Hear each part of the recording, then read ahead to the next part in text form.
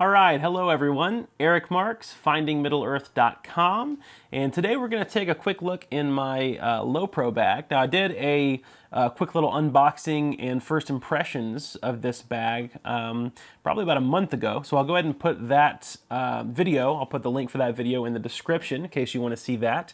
So I'm going to do a quick little update on this video, and then we're going to take a look inside. I had a viewer, a very loyal viewer to the channel. It's Nicholas Strick, I think is his last name, Strick, something like that. Sorry, Nicholas, you'll have to correct me in the comments. So yeah, he commented earlier today, and he said that he's considering this bag for his Fujifilm mirrorless kit, but he wants to know how much can fit inside of it. How many Fuji bodies, how many lenses, what does my regular loadout look like? So I'm actually going hiking tomorrow.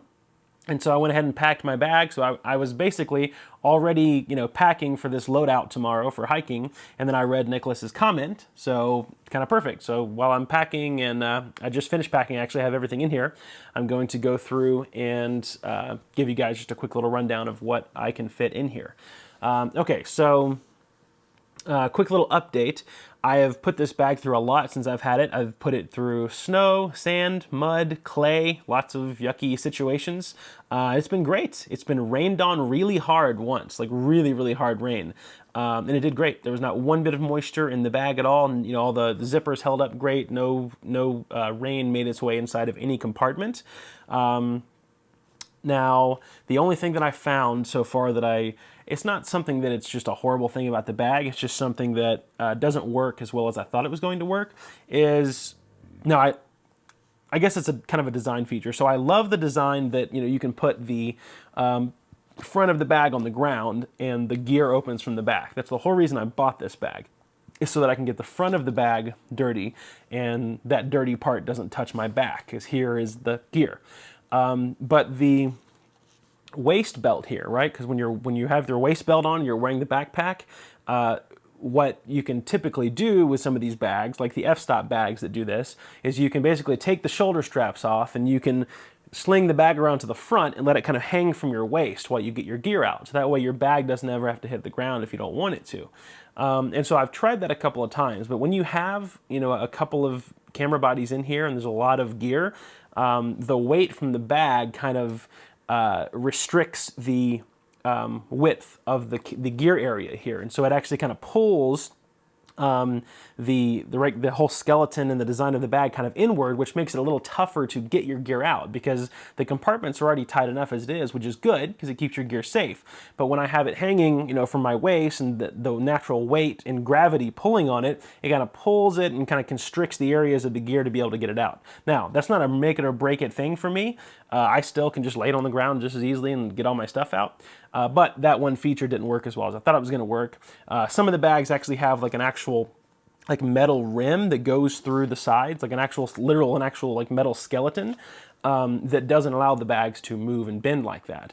But those bags are also heavier, and there's a lot of other negative things to them. So this is kind of the best compromise. I still love this bag. Would I buy it again today? Yes, I would buy it again today. It's been wonderful.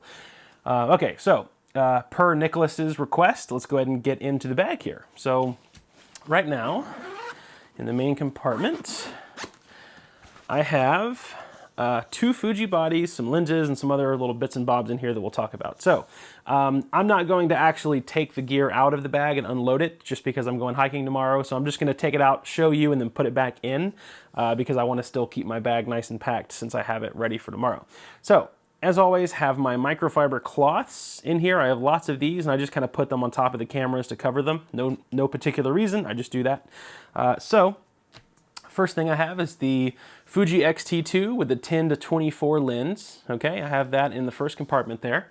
So I always take the X-T2 and the 10-24 almost everywhere because this lens is just beautiful. So yep, that's one Fuji body. X-T2 10-24 lens in the first compartment here. Okay, and just put that back with a microfiber cloth. In the second compartment over here, I have a tiny little lens sitting on top of this little, well, let me just show you. So let me take this microfiber cloth out. So this is the Fuji X-T1 with the 18-55 lens, okay? And there's a little kind of a dead space area over here where I stick my tiny little 35mm f2 lens, and it kind of works perfect because this lens is so tiny. And all these Fujifilm lenses also come with these great little cloths that you can wrap them up in. And so they're great to protect them from scratching or scratching other gear. So when I have this in here, I just wrap it up real nice and then stick it in a little corner, because this lens you can take anywhere. You can throw this in a pocket. So yeah, there's that. The Fuji X-T2 with the 18-55 lens there. And then I have my strap kind of tucked into another little compartment, because the strap has metal on it, metal buckles, and I don't want the metal buckles slinging around, scratching stuff. So yeah, X-T2, 18-55 there in that second compartment. So right now, that means we have 2 Fuji bodies with 2 Fuji lenses, and the third Fuji lens that I just showed you. So right now we're on 3 Fuji lenses and 2 Fuji bodies, okay, and counting. Because I think Nicholas was asking if it could fit 5 lenses in 2 bodies. So right now we're on 2 bodies and 3 lenses. Here is the 4th lens that I carry. This is wrapped up in the cloth as well. This is the 55-200 Fujinon lens. Now this lens has actually quickly become one of my favorite landscape lenses. It's just, I don't know, it's so sharp and so lightweight that the biggest reason why I never really get too many telephoto shots of landscapes before is typically because the telephoto lenses are just so heavy. I don't want to take the time to get them out of the bag, mount them on the camera, and then take my shot. So with this being so light, and to go to 200 millimeters, which is really like a 300 millimeter on a crop sensor, being that it's so light, I can just slap it on the camera. It's just super, super convenient, and I get a lot more telephoto shots now. As a matter of fact, I got a great telephoto shot at the cabin I was staying at a couple weekends ago. I'll throw that up on screen now. This shot was taken with the Fuji 55-200, and it was beautiful. The colors are beautiful. The sharpness is great. So yeah, great little lens. Anyway, so there we go. So now we're on 2 Fuji bodies and 4 lenses. Okay, and here's the 5th lens that I keep in here for this particular hiking trip. Another little cloth here. The 16-55 2.8 lens. Another beautiful Fujinon lens, and this sucker has quite a front element on there too. Look at that, it's crazy. This one can actually fit my 77 millimeter filters from the Nikon gear. Yeah, so there is my 5th lens. So we have 1 lens, Fuji X-T2, and the 2nd lens, 3rd lens, X-T2, and the 18-55, which is the 4th lens, and then the 5th lens is our 16-55. So we have 5 lenses in here, and 2 Fuji bodies, okay? So that's just this little area here.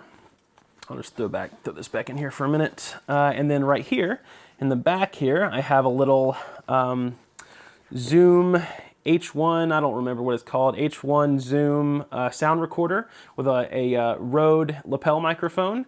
And I just keep this in my camera bag at all times for just convenience for, shooting little educational videos while I'm out in the field. If I don't have, a camera guy with me, or if I'm not vlogging, I want to get something a little more professional, I'll keep that with me there. And that's about it in this main gear compartment, okay? So now let's take a look at the front of the bag. Let me put this over here. So let me see if I can flip the bag over here. Okay. So I'm actually not going to flip it over. I'm going to stand it up and show you guys on the main camera here.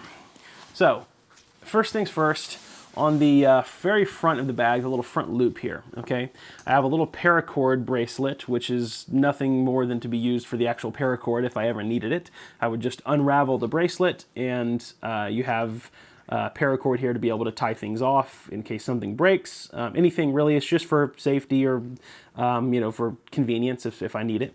And then this is a carabiner, which I use to hang from the bottom of my tripod to weigh it down when I'm getting my gear out. So that's just that on the outside.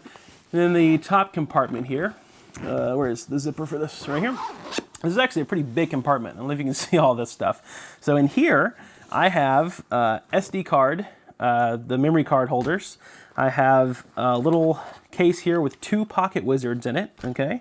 I have a full-size speed light in here, an entire box of Zeiss cleaning wipes, a little air blower, a Fuji, let me take all this stuff out, a Fuji shutter release cable, the Fuji hot shoe flash that comes with the X-T2, and then a little think tank pack of Fuji batteries. And I think that's it in there. And so yeah, this can hold a lot. And then on this little top flap here, there's a whole nother zipper area where you can hold other stuff. So you can put more batteries or whatever in there, a couple of Cliff Bars, some snacks and stuff. And I actually have another battery in there. So yeah, this thing can hold a ton of stuff. And I'll put all this back later. And then in the very front pocket, which this is a whole nother pocket here. Let me get the zipper over here. I have my heavy-duty rain jacket here. Okay, let me take that out so you can see. And then my filters, my circular polarizer, and my 9-stop ND filter. And then I wanted you to see how deep this goes. Okay, it goes all the way to the bottom of the bag. So you can put an iPad in here, a 13-inch laptop, and then if I fold it down, look at all the, I mean, there's netting, I keep 2 size Allen wrenches in here for tripod repairs or anything in the field, the lens caps, and I mean, there's just tons of stuff. There's so many nets and zippers, and I love extra pockets and zippers anytime I can get them. So this thing has like everything up here in this compartment. You can fit a ton of stuff. Yeah, so that is everything I'm keeping in my bag for tomorrow's hiking trip. I'll probably throw in a couple of snacks in these little zippers. Other than that, oh, and then I always, way down to the bottom here somewhere, I felt it when I was down there, I always keep an extra pair of socks and an extra pair of pants like these. Let me get them real quick and show you. I have these like super thin, super lightweight Columbia trekking pants. And they're just, I mean, they're so lightweight and thin, you can just ball them up and throw them in there. Because 2 times ago, when I went hiking, I actually, I wanted to get down to this little waterfall. And so I kind of scooted on these rocks down to the waterfall, and my butt was wet the entire time, and it was just miserable. So I started packing just an extra pair of thin pants and an extra pair of socks, just in case that happens to me again. And these are so thin and lightweight that it doesn't bother me. So I'm gonna throw these in there for tomorrow's hiking trip. Yeah, and that's it.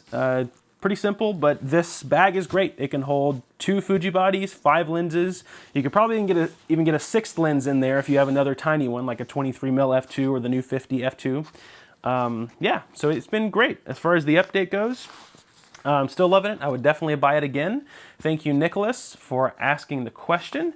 And before we end the video, you guys might have already seen it on my Facebook page, which, by the way, if you don't follow me on Facebook, go and find me. Just type in Finding Middle Earth on Facebook. You might have seen that I released that coming soon is a new HDR photography and digital blending tutorial. So I've gotten a lot of requests about this, so just want to let you guys know it's coming. I'm starting production on it this week, and I'm just going to have a bunch of different kind of lessons in the video. It's all going to be me in my office here in Photoshop and all the other softwares and plugins that I use for digital blending. And I'm going to give you guys my entire workflow and include Photoshop files with the photos and the raw files in there so that you guys can work along with me. So yeah, that's going to be for sale on my online store at findingmiddleearth.com/store in the coming weeks, probably about a month or so. Because I'm doing it all myself. I'm doing all the production, the filming, and the editing all by myself, so it's going to take a little longer, but not too long. So yeah, starting production on that this week. Thank you guys for all the requests on that. I'm going to push that out as soon as I can. I'll let you guys know when pre-orders start on that, because when pre-orders start, I'll probably let you guys save like 30 or 40 bucks if you do the pre-order versus the full price when I release it on the actual release date. So yeah. If you guys have any questions, leave them in the comments. As always, thank you guys so much for watching my videos, and I'll see you in the next one. If you would like to stay up to date on all of my latest photography videos and adventures, click the big subscribe button below. And if you would like to find out more about me and how to become a great photographer, visit my website at findingmiddleearth.com.